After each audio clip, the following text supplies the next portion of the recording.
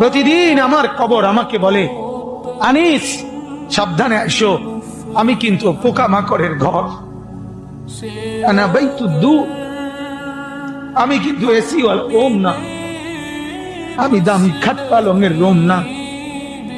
কবর আমাকে বলে, আনিস আমি কিন্তু পোকামাকড়ের ঘর, আনা বাইতুল ওয়াহদা, আমি একাকী ঘর, একাকী ঘর, যে ঘরে আর কেউ থাকবে না, কেউ না, কেউ না, কেউ না।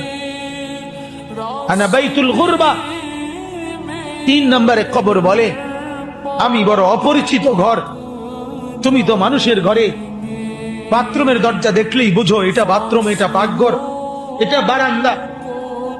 কবর বলে, হে আল্লাহর বান্দা, কবর এসে দেখে কিছুই চিনবা না, ডান বাম চি পাবা না, আমি বড় অপরিচিত ঘর।